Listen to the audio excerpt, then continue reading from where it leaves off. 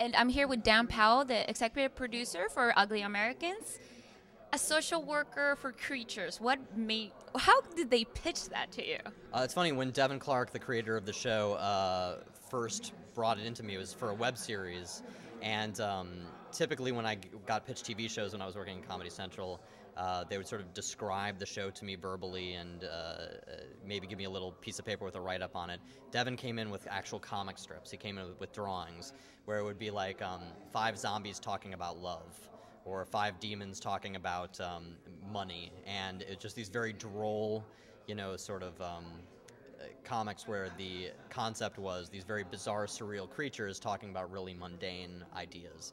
And I just loved the idea of that. So we did this web series, and then we really loved the tone, so we decided to expand it out into a half-hour series. And so our former executive producer, David Stern, who was a writer for The Simpsons, came in and started fleshing out what the world would be. And I believe his father was a social worker, so he decided to make the main character a social worker that was integrating all of these creatures from horror and sci-fi and fantasy into everyday life. It is a basis. This show is like a basis for. It could be so many jokes, and now that you explained that, the reason that it's a social worker, I can see it.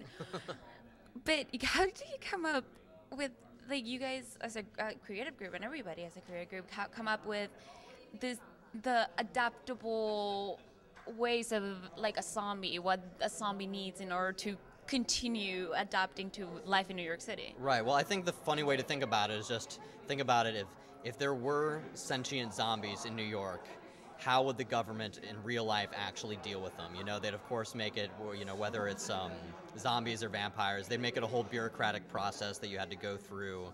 You'd have to fill out paperwork. You'd have to wait 6 to 8 weeks to get, blood.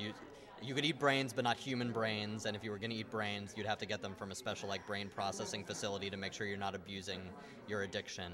It's almost like they're methadone clinics. It's I think the funniest way to think about it is just, what if this insane thing actually happened in real life, and how would the government deal with it? And that's, I think, where the source of a lot of the jokes come from. I just think that the show can have, like, a lot of future. Where do you want the show to be, like, in 5 years? Where do you want? Do you want it as to compare it with The Simpsons, like 20 years later and they're still going? Do you want that for Ugly Americans? Well, still on the air in 5 years would be nice. That would be great. I mean, something like The Simpsons, which was a cultural and worldwide phenomenon. I mean, to be 1/100th of The Simpsons would be a huge, profound honor. Look, we just like the opportunity to be able to come in and make TV shows that make people laugh and write jokes and expand these characters. We have a great cast and a great group of writers in Los Angeles and a great group of designers and animators, and so it's just a really fun job, and our fan base is really devoted and into the characters, so we hope to be able to keep making it as long as Comedy Central lets us. Oh, that's great. I mean, it's a great show, and I really do wish you guys the best. How are you liking Comic-Con right now? I'm loving it. Last year we did a panel. We'd only done 7 episodes, so we came here, and our panel was at 9 in the morning, and I just assumed because we were such a young show and because it was so early that there would probably be more of us on stage than in the audience. But we had a full room of really enthusiastic fans, and I just love the atmosphere here. I'm a big comic book geek, as is Devin, and so I just love walking around, people watching, and then of course, spending money, much to my wife's dismay, on comic books, despite the fact that I'm a 33-year-old man. Well, that's not, I mean, that's what we're here for, honestly, for No, the I'm comics. definitely not the oldest person buying comic books here, so it's totally acceptable. One last question, Dan, and this we're asking everybody is, if you could be a dinosaur, what dinosaur would you be? Oh, wow. That is a stress question.